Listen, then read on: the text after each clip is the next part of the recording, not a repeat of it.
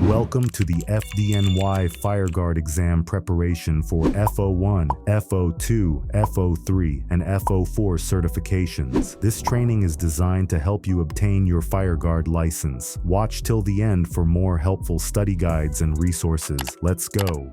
To obtain your Fireguard license, head to 9 Metro Tech Center in Brooklyn, New York. It's easily accessible by the R train to J Street Metro Tech or the A, C, and F trains to J Street Borough Hall. Tests are available Monday through Friday from 8 a.m. to 2:30 p.m., excluding legal holidays. Once you have your certificate of fitness, it will be valid for 3 years. The FO1 Fireguard for Impairment is a citywide license. The exam consists of 20 multiple-choice questions administered on a touchscreen. You have 30 minutes to complete the exam and need a score of at least 70% to pass. A Fireguard is required whenever the sprinkler, standpipe, or fire alarm system is out of service. An impairment is any condition where a fire protection system can't perform its designated function. This includes sprinklers, standpipes, fire pumps, and other fire protection systems. The FO2 Fireguard for shelters is a crucial certification for those working in shelters across New York City. Like the FO1, the FO2 exam consists of 20 multiple-choice questions, and you need to score at least 70% to pass. Bonus: if you hold an FO2 certification, you don't need an FO1 to work in shelters. This certification is your key to ensuring fire safety in both environments. As an FO2 Fireguard, your main responsibilities include regular patrols of the shelter, conducting Firewatch during impairments, and being familiar with the shelter's fire alarm system and emergency preparedness plan. You must also keep detailed records of your patrols and any incidents in your logbook, ensuring that fire doors are never propped open and that all exit routes are clear and unblocked.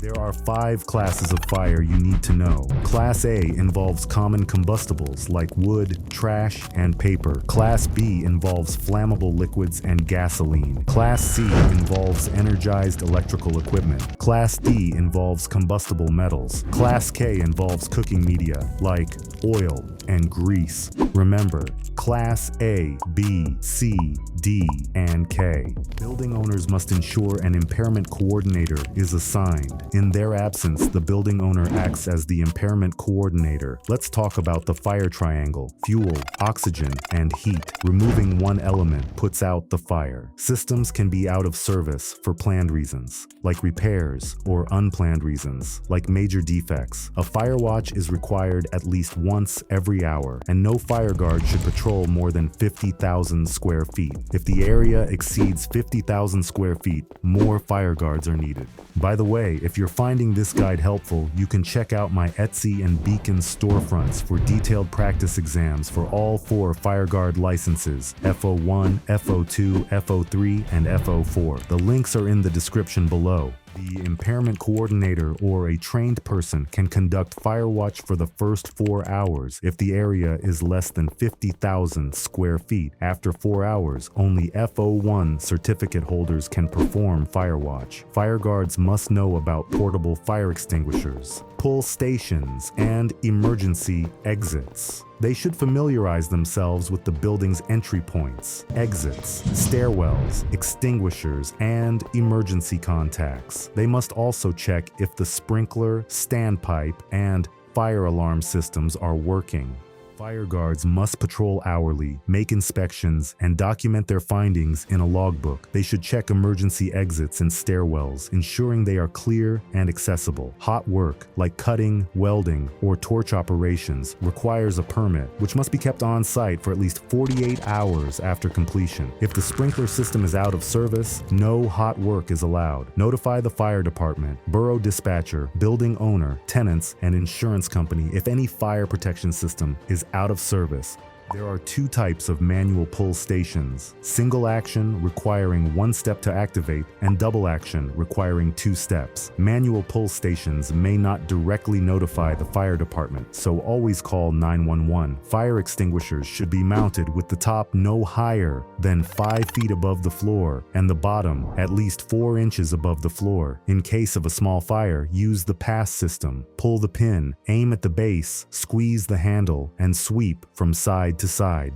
The FO3 and FO4 certifications are required for maintaining order in places of assembly like dance halls, sports arenas, and bingo halls. The FO3 exam consists of 25 multiple-choice questions. Once you pass, you can pay an additional fee to obtain the FO4 certification without taking another exam. These certifications are necessary for indoor and outdoor public gatherings where you manage occupants and assist in emergencies. Key definitions to remember include assembly areas, building occupants, evacuation, and partial evacuation. Every property should have a fire safety and evacuation plan outlining procedures for emergencies. The acronym ESCAPE stands for exits, storage, capacity, aisles, protection, and emergency exit lighting. During events, patrols should ensure aisles are clear, exits are unobstructed, and safety equipment is inspected daily.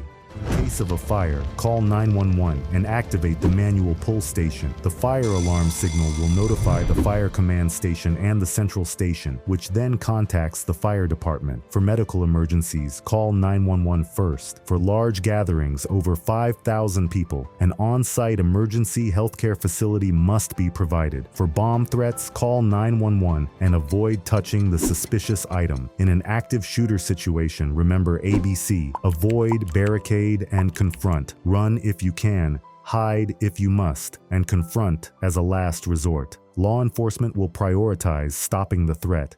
Check out my Etsy and Beacon storefront links in the description for practice exams for all 4 Fireguard licenses. Good luck on your test and be safe.